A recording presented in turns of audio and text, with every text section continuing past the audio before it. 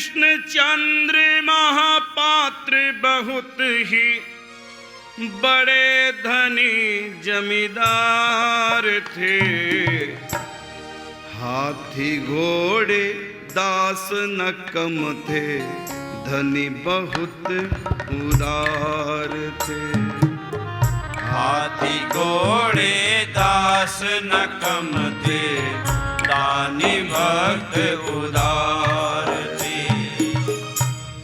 कृष्णचंद्र महापात्र बहुत बड़े जिम्मेदार थे।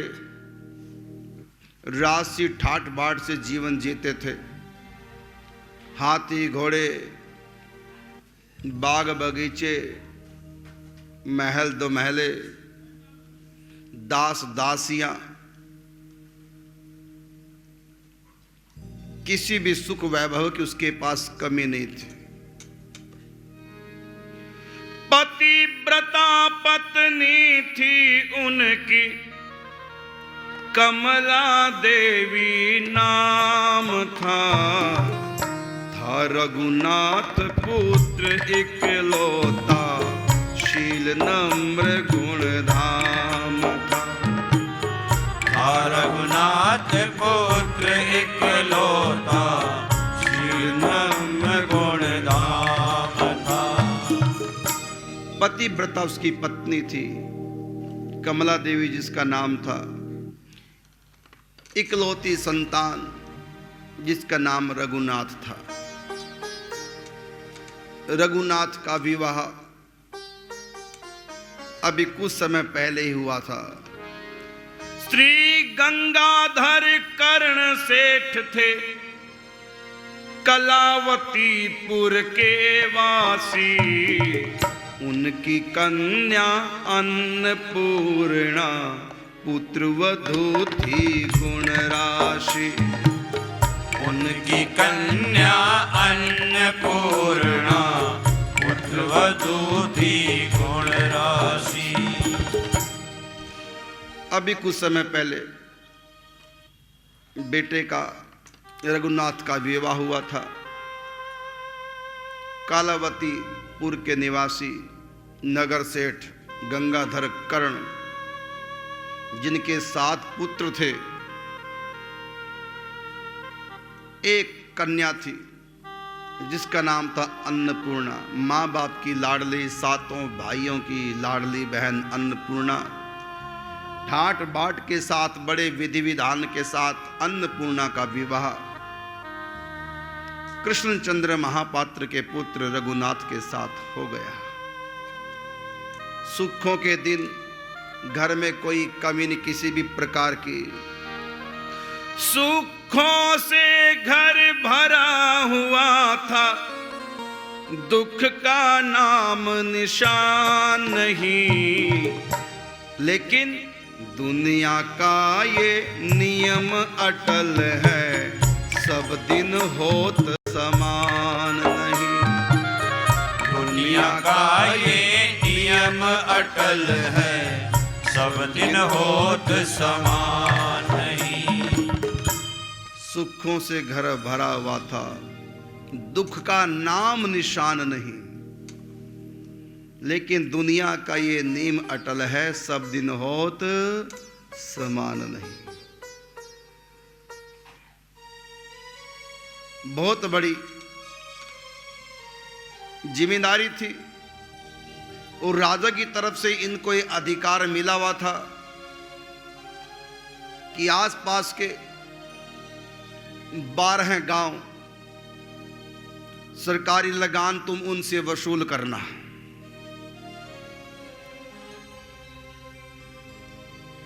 इतना प्रतिशत तुम्हारा, बाकी सब राजकोष में जमा कर दो। लेकिन अब की बार बरसात ही नहीं हुई, ना स्वयं की फसल और न 12 गांव में फसल हुई।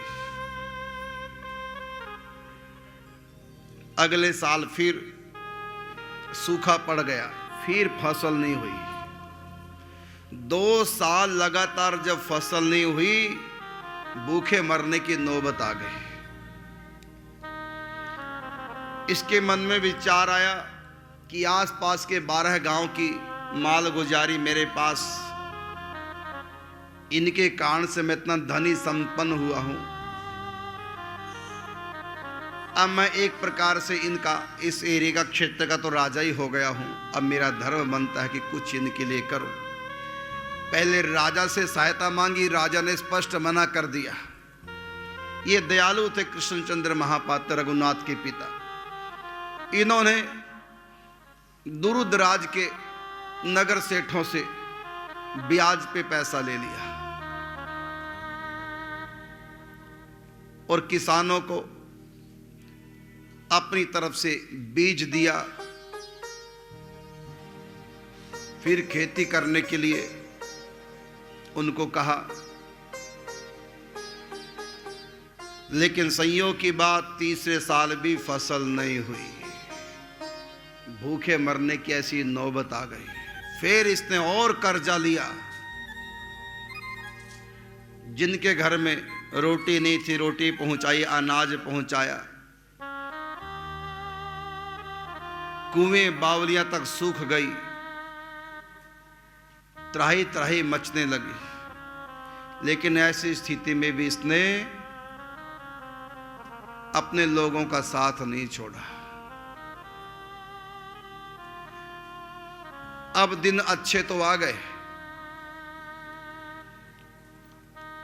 बरसात हो गई, फसलें होने लगी, लेकिन जो इसने ब्याज पे पैसा लिया तो इतना अधिक था, वो उतार नहीं सका। घर में कभी कोई आता, कभी कोई आता, जो कर्जा लिया वापस करो। मूल की कौन कहे, ब्याज ब्याज नहीं चुका पाया। इतना पैसा लोगों से लिया और गरीबों में बांटा कि कोई भूखा ना रह जाए। अब आते हो लोग, उनको समय दे दिया जाता कि भाई 2 महीने बाद आना। फिर 2 महीने बाद आते, फिर भी कुछ व्यवस्था नहीं, भाई 2 महीने बाद आना। इस प्रकार से लोग आते। जब ये पैसा नहीं दे पाता तो इनका अपमान होता। इतना सम्मानीय ये व्यक्ति, सब इनको नमस्कार करते थे, लेकिन आज सब इनको दुदकार के चले जाते हैं।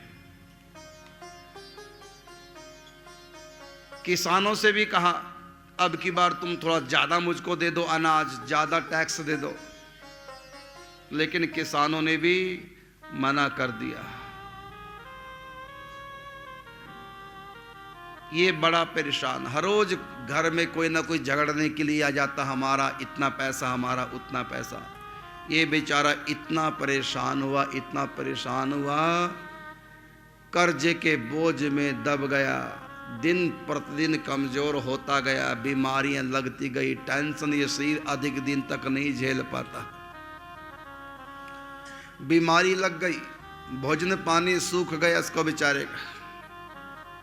अंत में गम के मारे अधिक दिन तक ये उस कर्जे के बोझ को, उस अपमान को सह नहीं सका। और दुनिया ने जो इसके साथ किया, इसको बड़ा दुख हुआ कि जिन लोगों के लिए मैंने कर्जे पे पैसा लेकर के परवाह नहीं की, अपने घर बार की भी, किसी को भूखा नहीं सोने दिया, लेकिन आज कोई भी मुझको पैसा लौटाने के लिए, कुछ मेरी इमदाद सहायता करने के लिए कोई भी सामने नहीं आया। और हर रोज मुझको अपमान सहन करना पड़ता है। मैं दे नहीं पा रहा हूं वापस। जिन लोगों के लिए मैंने कर्ज लिया, वो लोग भी कुछ भी मेरी सहायता करने को तैयार नहीं। इस दुनिया में कोई किसी का नहीं। अंत में तो मृत्यु की घड़ियां गिनने लगा।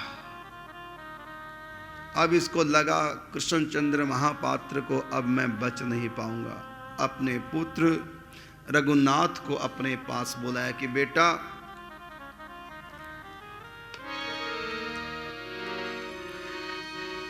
ऋण चिंता में कृष्णचंद्र जी बहुत अधिक बीमार हुए, मरणासन हो गए। अंत में तन धन से लाचार हुए।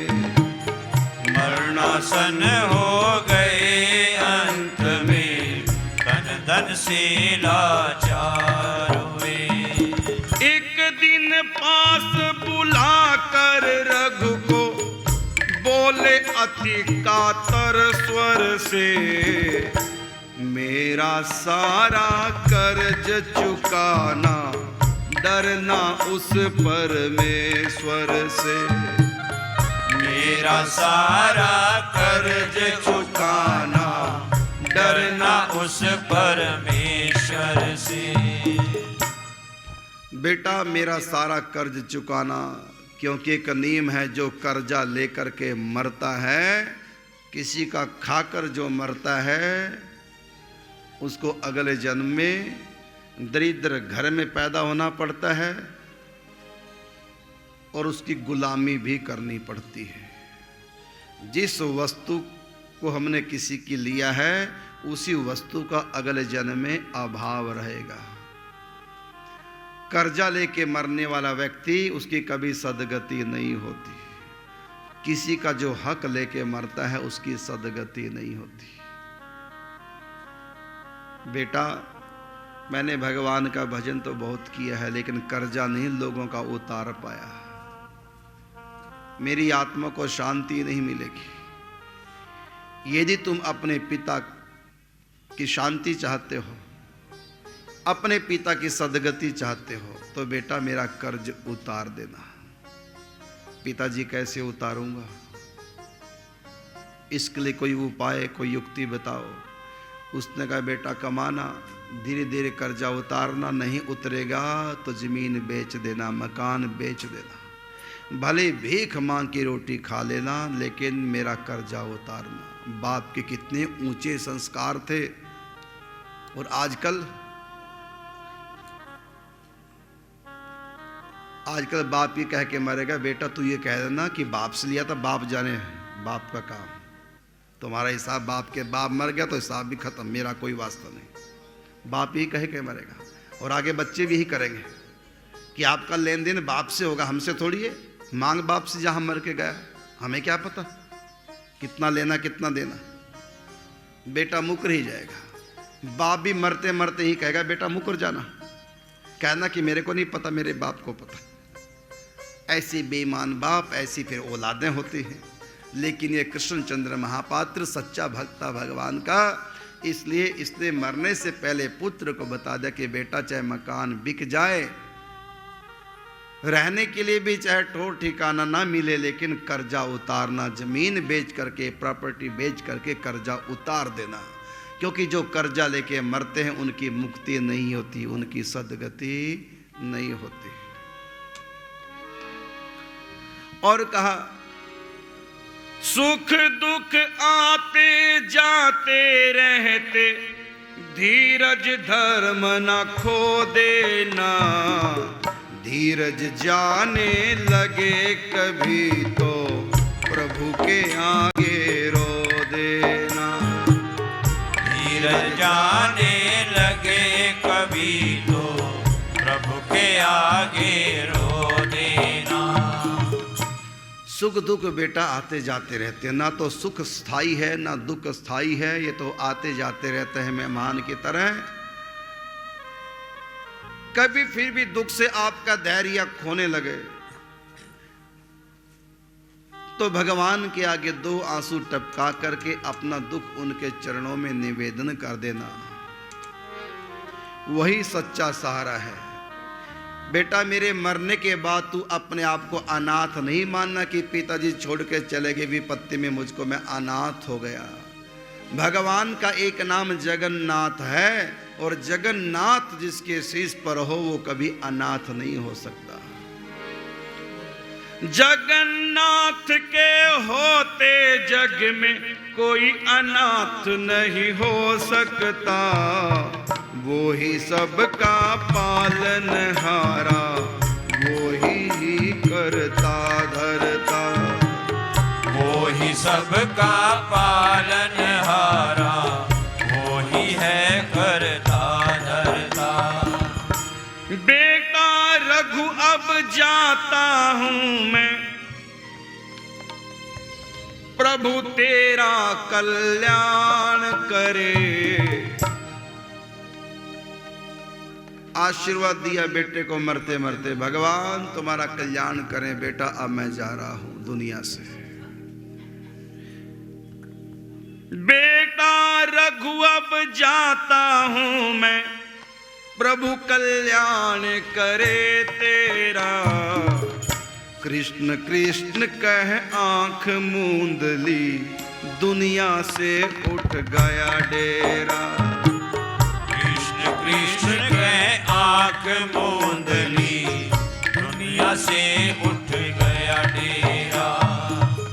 पिताजी सिर छोड़ करके परलोक सिधार गए।